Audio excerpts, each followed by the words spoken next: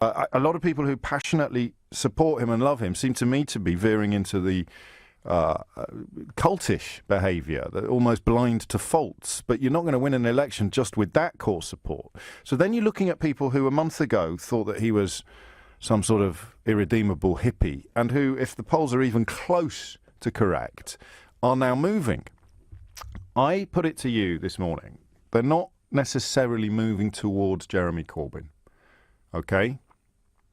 This is the thing about Trump that perhaps we misunderstood on this side of the Atlantic. The idea that every single person who voted for Donald Trump is of the sort of white supremacist, sex-offending, misogynistic worldview that so many of his core support trumpet very loudly. I mean, we know that he is loved by white supremacists and fellow sex pests and misogynists and racists. But the idea that everybody who voted for him bought into that is palpably absurd. A lot of people voted for him holding their nose about all that stuff, which they could probably chalk up as media exaggeration or political correctness or locker room talk.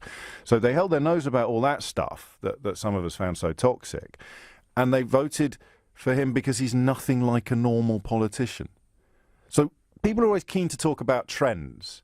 I mean, the biggest frauds and idiots in this country talked about Brexit being a trend, being some sort of domino process that would be followed fast by the French electing Marine Le Pen and the Dutch electing Geert Wilders. Everyone else is going to leave the European Union. Absolutely. But of course it was Project Fear when I told you that was bogus. Now we know it's bogus. No one's going to talk about it. So that you look for trends, you look for themes, and there weren't any.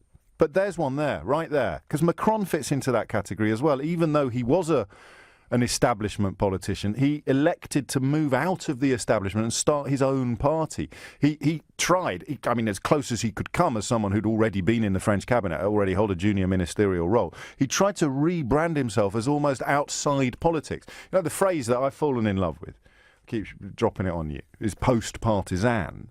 Corbyn's not post-partisan, but in a sense, he's not Labour in the Tony Blair mould.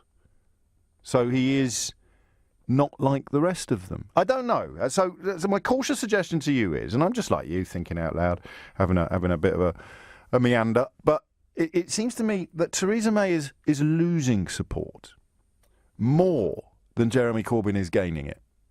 But what is attracting people, perhaps, to Jeremy Corbyn, because it is very much a battle of two leaders, much more than I can remember it, being two leaders as opposed to two parties. What is perhaps attracting people to Jeremy Corbyn is simply the fact that he's clearly and demonstrably not like the rest of them. You know how they're often interchangeable when you see them on the telly? They're all wearing the same suits and they're all wearing the same expressions and they're all trotting out the same sound bites. And he just doesn't. I'm not suggesting that's even a quality. I'm just suggesting it's a fact. He's different. He's not like the rest of them.